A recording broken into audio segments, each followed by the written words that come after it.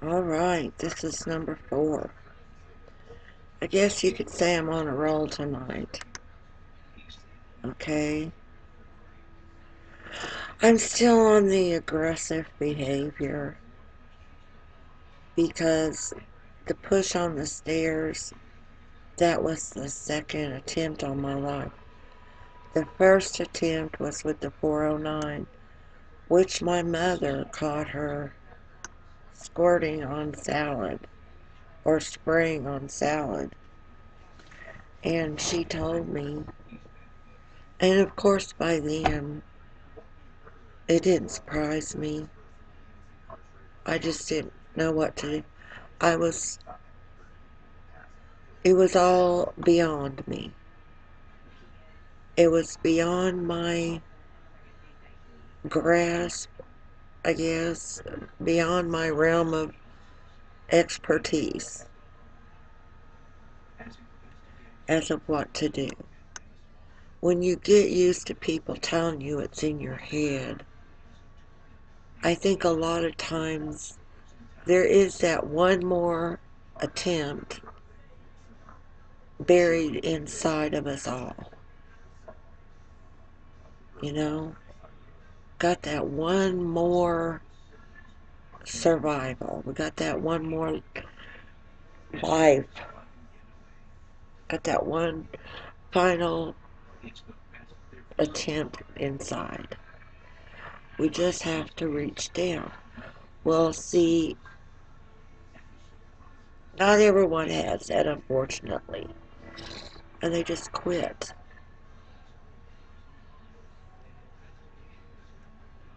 That's the sad thing. But with the 409, my mother had seen it. So she might have already been a believer because she and Dad would take her to their cabin with them sometimes, not always, but sometimes. And she always seemed like she was real glad to get to go. Mostly what we always did when we got there though was work, at least for a part of the time, to get the yard mowed, you know. Don't want snakes up around your house, you gotta mow that. And then the grill would get the grill would be started, and then Mom would grill something if it was nice weather. But they had a little patio, covered patio, that was screened in, so even if it were raining, we could sit out there, have our dinner cooked inside if we had to, and sit out. So, but it was always something she seemed like she enjoyed. Well, Mom had little stories about her quite often, you know. One of them that sticks out right now about that goes along with aggressive behavior was when she got mad at my mom because on a Saturday night, when everybody knows that there's a bunch of old drunk fishermen hanging around down there at the lake, especially at the marina, and we were just a few docks away from the marina. Mom wouldn't let her go hang out down there after dark by herself. And she got mad at Mom because Mom was afraid something would happen to her, you know? So maybe she wasn't Mom's favorite person on the planet, but still, when you've got someone with you on a little trip like that, you don't want it on your conscience that you allowed something to happen to them while you're supposed to be carrying, supposed to, you know what I mean? You would have hated that, even if someone's not your favorite person, you know, and something happens to them while they're in your car. for instance, that would bother you. You would feel bad. So she was that way about her. My mom was. That even though Karen wasn't my mom's favorite person on the planet, if something would have happened to her down there at that lake, you know, concerning old drunk fishermen in the dark, my mom would have not felt very good about that. You know, and I'm kind of the same way. Something doesn't happen to someone when they're with me. To come back on me, say, look, you are the responsible one. You're the older one. You're the more adult one. Yada yada. You know, it's your equipment. It's your boat. It's your whatever. So you don't want something like that going on. But the aggressiveness was that she was bound and determined to go down there and hang out and see what was happening with those old drunk fishermen. And Mom didn't allow it. She said, well, no, ma'am, you are not. And the way I understand the way it was accepted was, well, why not? And Mom probably had to explain it to her, you know. Nobody died from the 409. But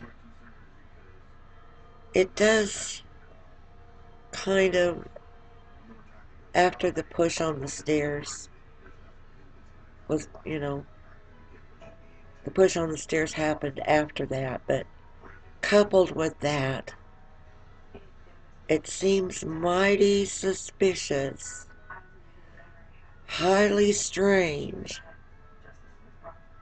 that her intentions, her motives toward me, and the rest of us for that matter, were innocent. She was aggressive acting toward my dad and followed him around. And Mom was afraid she'd get hurt if Dad turned the mower real quick, you know? And she couldn't get out of the way. And she was aggressive when Mom offered the extra piece of ham when we went down to put new floats under the dock because they got torn up or something when they put the dam in.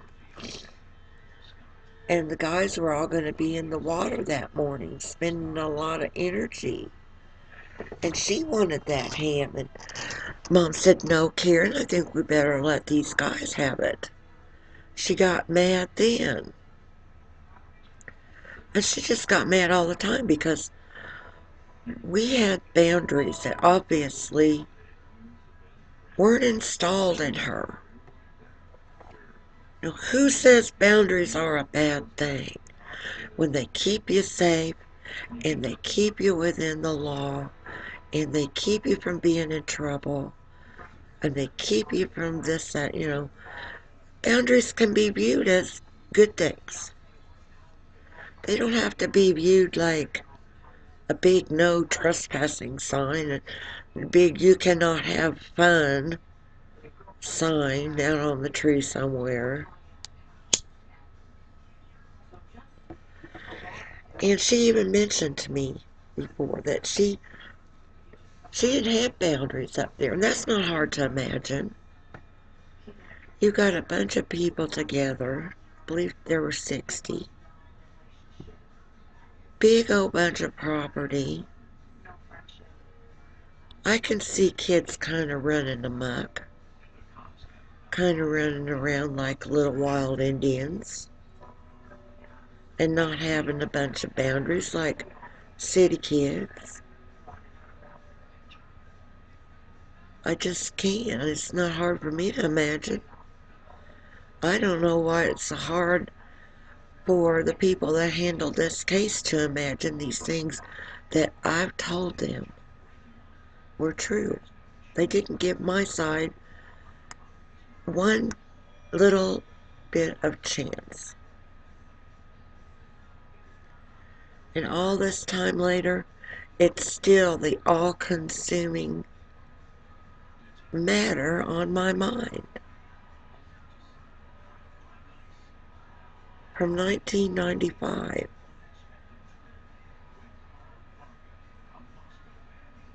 Trying to think if there were any more aggressive behaviors. Maybe these videos will help someone else if they find themselves in a similar situation where they've got family or know someone who has relatives that really need to get out of a commune. And when the communes are like this one that we dealt with,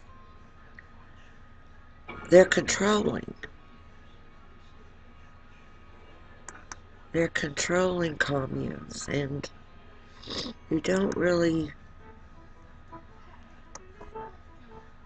I didn't really know, I guess, at first how bad it could be. At all.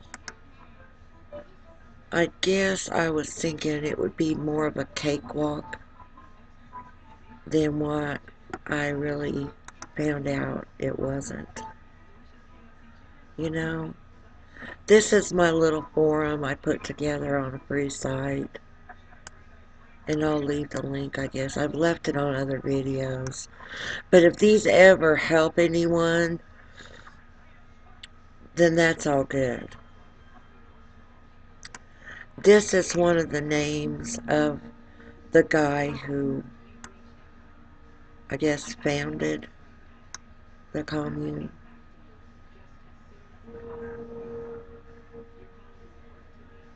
Joker Harem.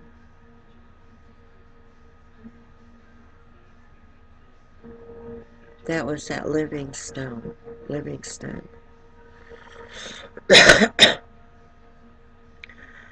Now this is my little forum, and I'm basically all alone in my trekking, the web internet trekking. But it was a lot worse than what they were trying to pretend it was. Because I found, hope I can find it real quickly. I'm looking.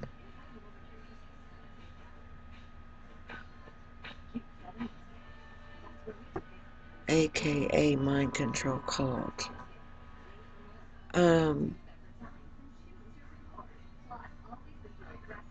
There was something said by someone of the International Cultic Studies Association that said it was a mind control cult to the fullest extent. And I wish I could pull that up right now. But I can't. I don't see it, so... But that's what it is. And yes, they're controlling. And I was very spiritually fit. We had our little 12 by 12 group, and a lot of people will know what that is, and I won't have to say the name of any group. They know it by 12 and 12 because they know the connotation. We were very active in that and had it in our home. And spiritually fit on that level. And I still don't drink, but I always have smoked except for 13 days. That one time, and she was there, and I think she was deliberate about getting on my nerves so I'd pick up the cigarettes again, but